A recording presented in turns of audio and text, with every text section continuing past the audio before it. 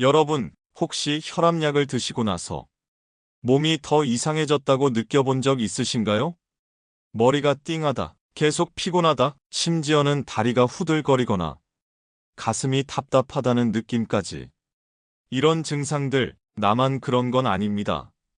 그리고 대부분 약 때문이라고는 생각하지 않죠.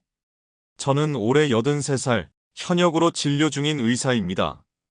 그리고 오늘은 혈압약을 드시는 분들이 정말 많이 겪는 문제에 대해 제 경험을 바탕으로 말씀드리려 합니다. 주변에 혈압약 드시는 분들 정말 많으시죠? 아침에 일어나서 물 한 잔과 함께 혈압약부터 챙기시는 분들 이미 습관처럼 되어 있습니다.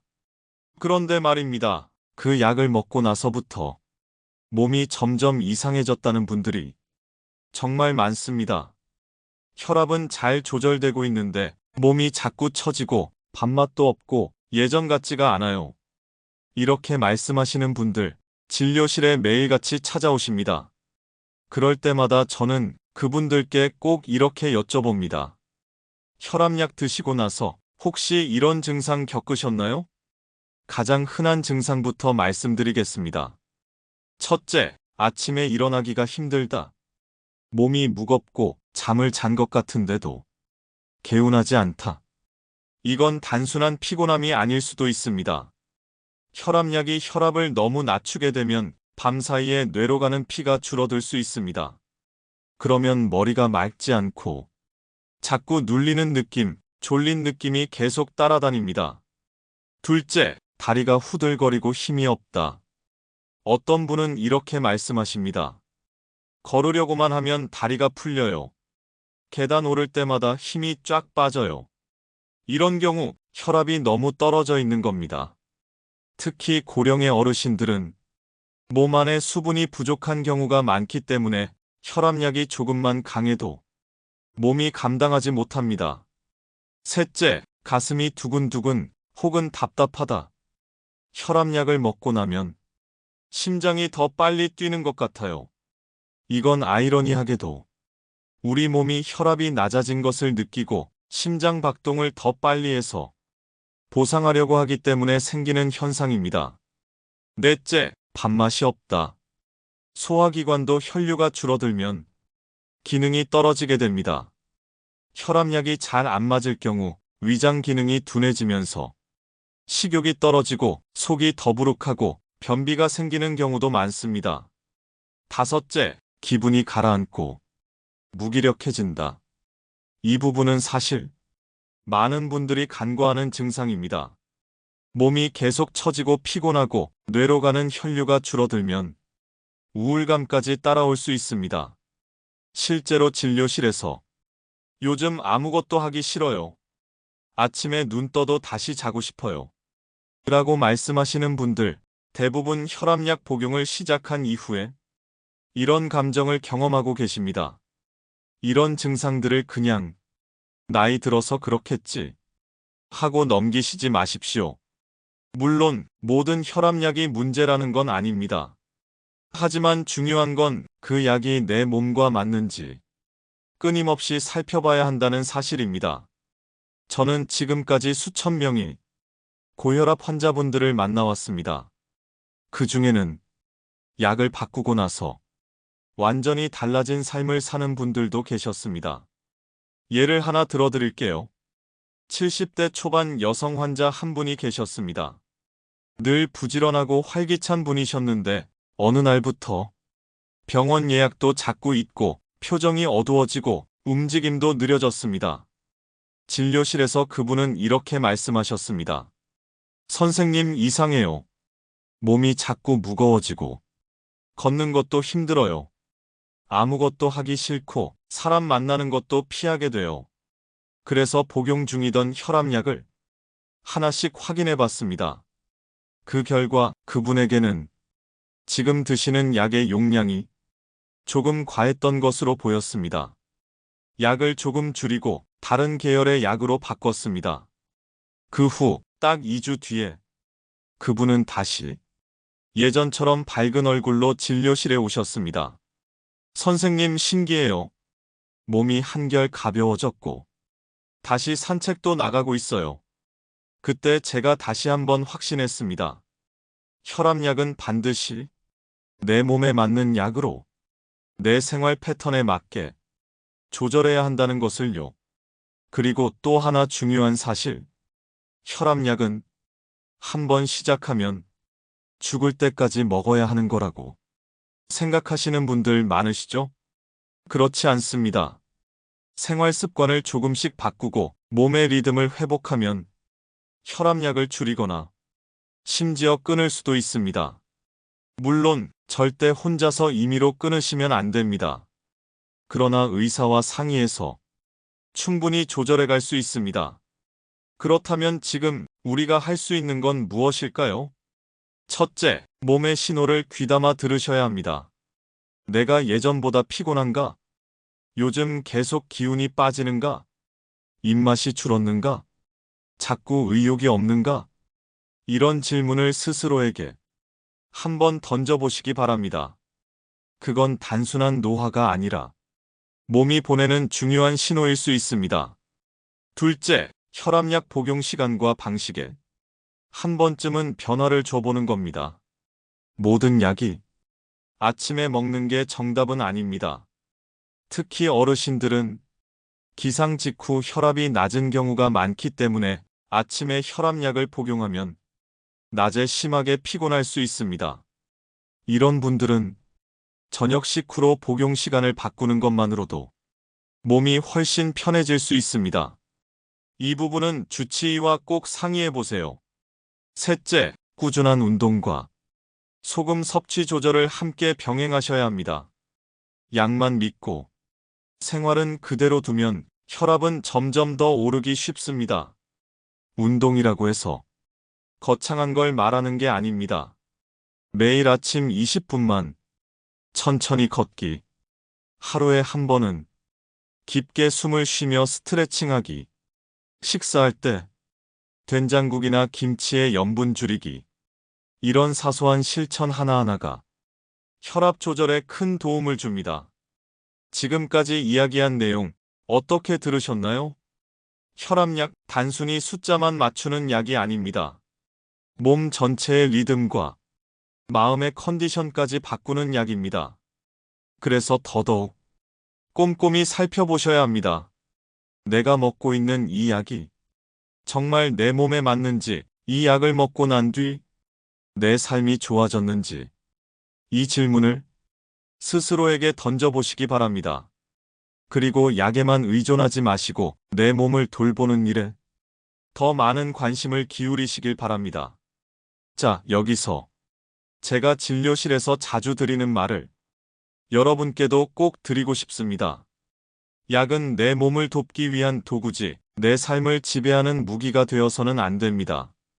약을 드시고 나서 몸이 더 안 좋아졌다면 그건 결코 약 때문이 아닐 거야 하고 넘기실 일이 아닙니다. 그건 분명히 몸이 우리에게 보내는 경고입니다. 여기서 중요한 건 그 신호를 그냥 지나치지 않는 것, 그리고 그 신호에 귀를 기울이는 겁니다. 예를 들면 혈압약을 먹고 나서 오히려 다리가 저리고 손끝이 시리고 잠이 잘 오지 않는다? 이건 아주 중요한 신호입니다.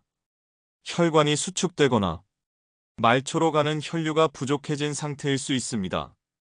그리고 그것이 단지 약 성분의 영향일 수도 있지만 복용 시간, 식사와의 간격, 기타 복용 중인 다른 약과의 상호작용일 수도 있습니다. 그러니까 약을 드신 이후 몸에서 달라진 느낌이 있다면 그건 반드시 의사에게 자세히 말씀하셔야 합니다. 또한 이런 신호들을 그저 나이 탓이라며 넘기지 마십시오. 의외로 약 하나 바꾸는 것만으로도 사람이 다시 생기를 되찾는 경우가 정말 많습니다. 여기서 한 가지 더 짚고 가고 싶은 게 있습니다. 바로 복합제입니다. 요즘은 한 알에 두세 가지 성분이 섞인 복합 혈압약이 많이 나옵니다. 편리하다는 장점이 있지만 이런 복합제는 한 가지 성분이 내게 안 맞아도 다른 성분을 포기해야 하기에 조절이 쉽지 않습니다. 어르신들 중엔 그냥 약 하나만 먹는 게 편해서요. 하고 말씀하시는 분들도 많지만 정말 내 몸에 맞는지 확인하고 세분화된 단일제를 쓰는 게 더 나은 경우도 많습니다. 실제로 60대 남성 환자 한 분이 복합제를 드시고 나서 계속해서 어지럼증과 무기력감을 호소하셨습니다. 그래서 저는 복합제를 단일제 2개로 나눠 하나는 아침, 하나는 저녁으로 복용 시간을 조정해 드렸습니다. 그 결과 증상은 놀랍게도 사라졌고 혈압도 더 안정적으로 유지되었습니다. 그분은 이렇게 말씀하셨어요. 선생님, 약은 더 늘어난 것 같은데 몸은 훨씬 편해요. 이상하죠? 그렇지 않습니다. 이건 약의 개수가 아니라 약의 궁합과 타이밍의 문제입니다. 또 하나, 혈압약을 드시는 분들 중에서 어지럼증을 겪는 분들이 많습니다. 특히 자고 일어날 때, 갑자기 자리에서 일어날 때 머리가 핑 도는 느낌. 이건 단순히 빈혈이 아닐 수 있습니다. 기립성 저혈압이라고 해서 혈압약으로 인해 몸이 자세를 바꿀 때 순간적으로 혈류 공급을 못 따라가는 현상입니다. 이건 낙상으로 이어질 수도 있어 매우 위험합니다. 그러니 이런 증상이 있다면 절대 가볍게 넘기지 마시고 약 용량 조절이나 복용 시간을 꼭 조정해 보셔야 합니다. 그리고 한 가지 더, 혈압약을 드시는 분들이 잘못 알고 계신 오해 중 하나는 약을 먹기 시작하면 무조건 계속 먹어야 한다는 생각입니다. 하지만 사실은 생활 습관을 조금만 바꾸셔도 약을 줄이거나 끊을 수 있는 경우가 꽤 많습니다. 제가 진료한 78세 남성 한 분은 식습관을 바꾸고 매일 30분씩 걷기를 시작하신 후 6개월 만에 혈압약을 반으로 줄이셨습니다. 그분은 이렇게 말씀하셨습니다. 처음엔 걷는 것도 귀찮고 소금 줄이는 게 너무 힘들었는데 몸이 가벼워지니까 오히려 그게 즐거워졌어요. 그렇습니다. 약보다 더 중요한 건 생활 습관입니다. 그래서 지금 이 순간부터 조금씩 시작해 보시기 바랍니다. 예를 들면 이런 것들입니다. 하루에 한 번은 심호흡을 하며 창밖을 보세요. 마음을 가라앉히는 것만으로도 혈압은 내려갑니다. 식사 때 소금 대신 향신료나 천연 조미료를 활용해 보세요. 짜지 않아도 풍미를 살릴 수 있습니다. 무릎에 부담이 적은 실내 스트레칭, 팔 벌려 천천히 걷기 같은 동작도 충분한 운동이 됩니다. 가장 중요한 건 내가 내 몸을 잘 안다는 자신감입니다. 병원에 갈 때도 요즘 이러이러한 변화가 있다고 정확하게 말씀하실 수 있어야 합니다. 그게 약을 줄이고 건강을 회복하는 첫걸음이 됩니다. 지금 이 영상을 보고 계신 여러분, 지금까지 살아오신 그 연륜은 절대 가볍지 않습니다. 여러분은 누구보다도 자신의 몸을 잘 아시는 분들입니다. 그러니 이제 약에만 의존하는 삶이 아니라 몸이 보내는 신호를 읽고 그 신호에 따라 약을 조절하고 생활을 바꾸는 삶을 시작해 보시기 바랍니다. 조금 늦은 것 같아도 괜찮습니다. 지금 시작하셔도 결코 늦지 않았습니다. 혹시 여러분 혈압약을 먹으면서 이상하게 자꾸 속이 불편하다. 이런 경험 해보신 적 있으신가요? 특히 공복에 약을 드시는 경우 속쓰림이나 메스꺼움을 호소하는 분들이 생각보다 많습니다. 그럴 땐 약 자체의 자극일 수도 있지만 복용 시간이나 식사 간격의 문제일 수 있습니다. 많은 분들이 아침에 일어나서 물 한 잔에 약을 바로 먹어요. 라고 말씀하시지만 이건 모든 사람에게 맞는 방법은 아닙니다. 특히 속이 예민하신 분들은 가볍게라도 죽이나 바나나 같은 부드러운 음식을 드신 뒤에 약을 복용하시는 것이 더 낫습니다. 그리고 아주 중요한 것, 우리가 먹는 혈압약의 종류는 생각보다 다양하다는 점입니다. 어떤 약은 혈관을 확장시키는 방식으로 작용하고 어떤 약은 심장 박동을 조절하거나 신장을 통해 나트륨을 배출시키는 방식으로 작용합니다. 문제는 이 각각의 약들이 몸에 주는 느낌이 전혀 다르다는 점입니다. 예를 들어 이뇨제 계열의 혈압약을 드시면 소변을 자주 보게 되고 탈수가 생길 수 있습니다. 이런 상태에서 물을 충분히 마시지 않으면 몸이 쉽게 지치고 기운이 빠질 수 있습니다. 그래서 이뇨제 계열 약을 드시는 분들은 하루 수분 섭취를 의식적으로 챙기셔야 합니다. 또 어떤 혈압약은 심장 박동을 느리게 만드는 작용을 합니다. 그래서 맥박이 너무 느려져서 가끔 숨이 가쁜 느낌이 들어요. 이런 말씀을 하시는 분들이 있습니다. 이런 증상도 무심코 넘기면 안 됩니다. 맥박이 분당 50회 이하로 떨어지면 일상생활에 영향을 줄 수 있습니다. 의사에게 이런 느낌을 꼭 말씀해 주셔야 약을 바꾸거나 용량을 조절할 수 있습니다. 그리고 또 하나 중요한 건 나이가 들수록 몸의 약 반응이 달라진다는 사실입니다.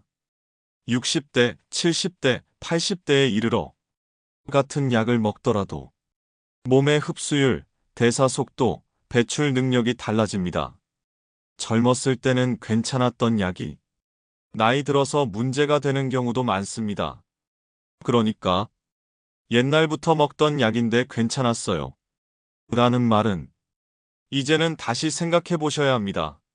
몸은 계속 변하고 있고 그에 맞춰 약도 언제든 조정될 수 있어야 합니다. 이제 실천적인 부분으로 넘어가 볼까요? 혈압약을 드시면서 몸의 변화를 잘 살피는 3가지 방법을 소개해 드리겠습니다. 첫째, 작은 일기장을 하나 마련하세요. 간단하게 하루 혈압, 기분 상태, 피로감 정도, 식욕, 수면의 질 같은 것들을 아침, 저녁으로 기록해 보세요. 이 기록은 진료실에서 의사와 대화할 때 정확하고 유익한 정보가 됩니다. 둘째, 어지럼증 테스트를 스스로 해보세요. 아침에 일어날 때 눕다가 바로 일어나지 마시고 먼저 침대에서 상체를 세우고 30초 정도 앉아 계신 뒤 일어나 보세요. 이때 어지럼증이 있다면 기립성 저혈압이 의심됩니다. 이런 증상이 반복된다면 꼭 주치의와 상의하셔야 합니다. 셋째, 가끔은 하루 정도 혈압을 더 자주 측정해 보세요. 아침 일어나자마자 식후 1시간, 산책 전후, 잠들기 전 이렇게 다양한 시간대에 측정해 보면 약효가 언제 가장 강하게 나타나는지, 언제 혈압이 많이 떨어지는지 파악할 수 있습니다. 이 정보를 통해 복용 시간을 조정하거나 약을 나누어 복용하는 방법을 찾을 수 있습니다. 이런 노력이 의사보다 여러분 자신에게 더 많은 정보를 줄 수 있습니다. 그리고 무엇보다 혈압약은 단순히 숫자 맞추기 게임이 아닙니다. 삶의 질을 위해 먹는 약입니다. 그래서 제가 진료실에서 자주 드리는 말이 있습니다. 혈압이 120이든 130이든 중요하지 않습니다. 중요한 건 그 숫자 속에 당신의 일상이 담겨 있느냐입니다. 숫자만 낮다고 좋아할 일이 아닙니다. 그 숫자를 맞추기 위해 너무 많은 피로와 무기력감, 우울감과 불편함을 감수하고 계신다면 그건 조절이 아니라 통제가 된 겁니다. 우리 삶의 목적은 혈압 120이 아니라 일상을 즐기며 내 몸을 내 뜻대로 움직이는 데 있습니다. 이제 한번 스스로에게 질문해 보세요. 지금 내가 먹고 있는 이 약 정말 나를 위한 약인가? 이 질문에서부터 몸을 바꾸고 삶을 바꾸는 여정이 시작됩니다. 이제 마지막으로 혈압약을 드시며 기억하셔야 할 몇 가지 중요한 생활 속 조율 팁을 말씀드리겠습니다.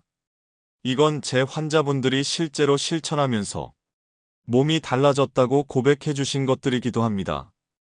첫 번째, 혈압약은 약이 아니라 신호등처럼 생각하세요. 신호등은 길을 건너라는 뜻이 아니라 잠깐 멈춰보라는 뜻입니다. 혈압약도 마찬가지입니다. 이건 내 몸이 지금 조심해야 할 시기라는 경고를 보내주는 신호일 뿐입니다. 그 신호를 무시하고 달리기만 해서는 안 됩니다. 때로는 멈추고 잠깐 뒤돌아보고 생활의 흐름을 바꿔보는 게 훨씬 나은 선택일 수 있습니다. 두 번째, 한꺼번에 바꾸려고 하지 마세요. 몸은 변화에 민감합니다. 한 번에 너무 많은 걸 바꾸면 오히려 스트레스가 되고 혈압도 다시 오를 수 있습니다. 하루에 한 가지, 소금을 조금 덜 쓰기, 물을 2모금 더 마시기, 5분만 더 걸어보기. 이런 작고 사소한 것들이 결국 여러분의 혈압을 낮추고 몸을 편안하게 만들어줍니다. 세 번째, 운동은 꾸준함이 생명입니다. 많은 분들이 운동해야지 하면서 걷기 1시간씩 무리하게 시작하시는데요. 그러면 다음 날부터 무릎이 아프고 근육통이 생겨서 금방 포기하게 됩니다. 중요한 건 매일 10분이라도 편안하게 걷는 겁니다. 집안에서 텔레비전 보면서 걷기, 주방에서 설거지 후 스트레칭하기, 이런 움직임도 다 운동입니다. 작게, 자주, 즐겁게. 이게 진짜 운동의 핵심입니다. 네 번째, 아침을 편안한 습관의 시간으로 바꾸세요. 많은 분들이 아침에 일어나자마자 TV를 켜고 뉴스를 보거나 급히 식사를 하며 약을 드십니다. 이건 오히려 혈압을 더 자극할 수 있습니다. 가능하다면 일어나서 커튼을 열고 햇빛을 먼저 쬐어보세요. 그리고 창문을 열어 신선한 공기를 마시며 2~3번 깊게 숨을 쉬어보세요. 이 짧은 1분의 호흡이 하루의 혈압을 바꿉니다. 그리고 그 뒤에 가볍게 식사하고 약을 드시는 것. 이 순서가 몸에 훨씬 부드럽게 작용합니다. 5번째, 밤에는 마음 정리 운동을 해보세요. 자기 전 오늘 하루 감사했던 일 한 가지를 떠올려 보는 겁니다. 오늘도 무사히 하루를 보냈다. 밥을 잘 먹었다. 햇살이 참 따뜻했다. 이런 사소한 고백이 우리의 교감신경을 안정시키고 혈압을 낮춰줍니다. 감사와 평온함은 가장 강력한 천연 혈압약입니다. 6번째, 의사와 협력하는 자세를 가지세요. 선생님, 이 약 너무 졸려요. 먹고 나면 속이 안 좋아요. 최근엔 좀 불안해요. 이런 이야기들을 주저하지 말고 말씀하셔야 합니다. 의사는 여러분이 말씀해 주셔야 약을 조정할 수 있습니다. 환자가 말하지 않으면 의사는 알 수 없습니다. 의사와 협력하는 관계가 되어야 진짜 나에게 맞는 치료를 찾을 수 있습니다. 그리고 마지막으로 절대 잊지 마셔야 할 말씀. 약보다 더 중요한 것은 여러분 자신의 삶의 리듬입니다. 약은 잠시 도와주는 도구일 뿐, 진짜 건강은 내 몸과 마음이 자연스럽게 흐르는 상태에서 나옵니다. 저는 지금도 매일 진료실에서 수많은 어르신들을 만나며 이야기합니다. 지금 시작해도 늦지 않습니다. 70대든 80대든 지금 이 순간이 당신 인생에서 가장 젊은 날입니다. 지금부터라도 약을 다시 돌아보고 내 몸의 소리에 귀를 기울이고 조금씩 생활을 바꿔보는 것. 그것이야말로 진짜 건강한 노년을 위한 가장 아름다운 시작입니다. 여러분, 오늘 제 이야기가 조금이라도 도움이 되셨다면, 마음의 한 조각 따뜻함으로 남으셨다면, 그것만으로 저는 이 영상을 만든 보람을 느낍니다. 다음 시간에도 몸과 마음이 함께 편안해지는 이야기로 다시 찾아뵙겠습니다. 여러분, 늘 당신을 응원합니다.